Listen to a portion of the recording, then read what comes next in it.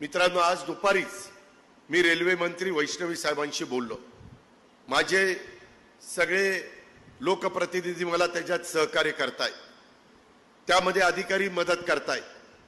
आपली जी काही रेल्वे ती बीड पासून अहिल्यानगर म्हणजे पूर्वीचं अहमदनगर आणि तिथून आपल्याला मुंबईपर्यंत न्यायची। आपल्याला ती नेत असताना त्याच्यामध्ये कुठं अडचण येऊन द्यायची नाही।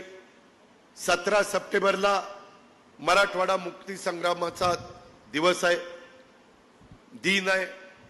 त्या दिवशी ती रेल्वे आम्हाला सुरू करता येते का काय, किमान बीड ते अहिल्यानगर असा आमचा पहिल्या टप्प्यामध्ये प्रयत्न आहे।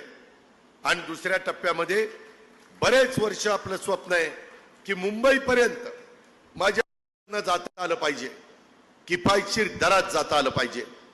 तोही आमचं नियोजन चाललेलं आहे। विमानतळ आपण आता बीडच्या जवळ करतोय, त्याची तुम्ही म्हणाल आम्ही कधी आता कोयता घेऊन ऊस तोडायचा का विमानात बसायचं?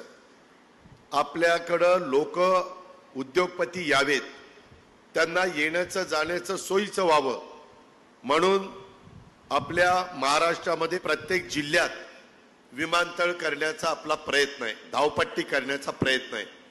त्याच्यात आजच मी मुरलीधर मोहोळ साहेबांशी बोललो।